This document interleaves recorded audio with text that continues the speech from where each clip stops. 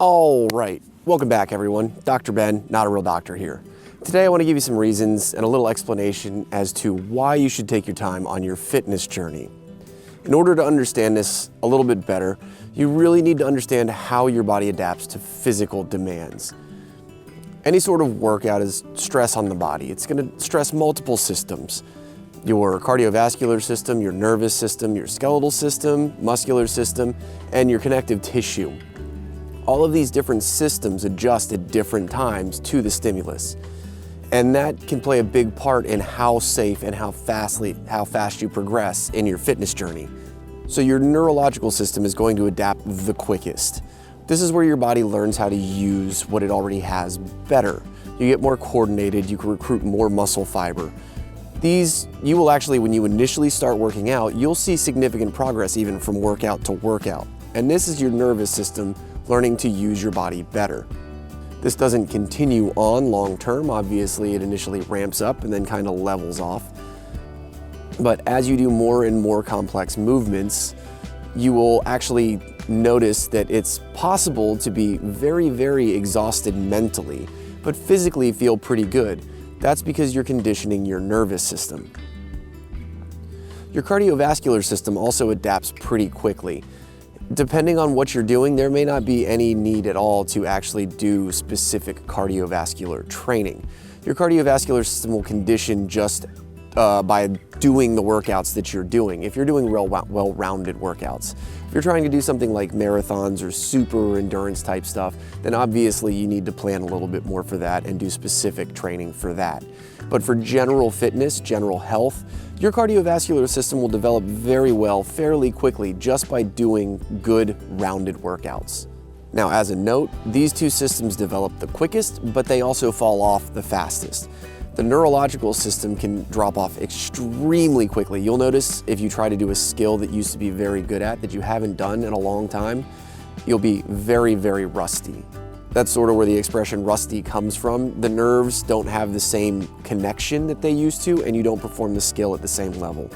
Cardiovascular wise, if you take like a week or even 2 weeks off, you'll notice a dramatic difference in your cardiovascular conditioning relative to where you were in your training. So note to yourself that those systems fall off the fastest.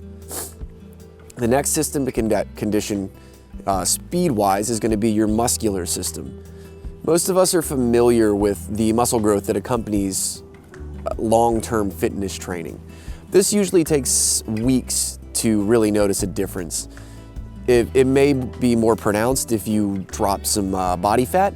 That's going to make it look like you've gained more muscle when you may not have. But you'll also notice that the muscles will start to develop more tone, so they'll be a little tighter, and they will also start to have a little growth, so you'll look more muscular. This you're looking at like 6 to 12 weeks before you really see a big difference there.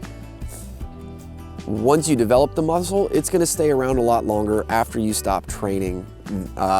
You're not going to lose it quite as quickly as, say, the cardiovascular conditioning or the nervous system conditioning. And then the two systems that adapt the slowest are your skeletal system and your connective tissue system.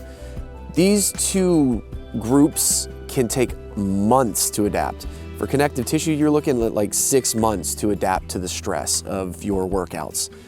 This is how you can run into a lot of trouble if you try and rush things. You'll push yourself into movements or loads that, well, neurologically and muscularly, you're prepared to handle, but from a connective tissue standpoint, your joints are not ready to support that level of effort or that level of complexity. This is why it's really important to take your time and not try and rush to some goal that's an extremely complex movement or a very heavy load. You need to give your body time to adjust so that it can safely absorb that load. And let's not leave out the skeletal system. During any kind of movement, you're placing stress across the bones. The muscles are pulling on the bones and creating stress and making them flex in small ways. This is made even more dramatic when you're lifting with really heavy loads. That bending of the skeleton, your body doesn't like it, so it will build up your bone tissue to make your bones more solid, to better support that load. If you try and overdo it too fast, you can run into things like stress fractures or even outright breaks. So take your time, set your goal, give yourself ample time to achieve it. Don't try and accomplish a 6-month goal in 6 weeks because you feel like you can push yourself to it. You're gonna pay the price in the long run. Remember, fitness should be a consequence of good, regular movement. You shouldn't be training to be fit. You should be training to move better, to be more coordinated. And as long as you're continuing to gradually increase the complexity and the load and the volume, you will develop more fitness over time. Don't rush it.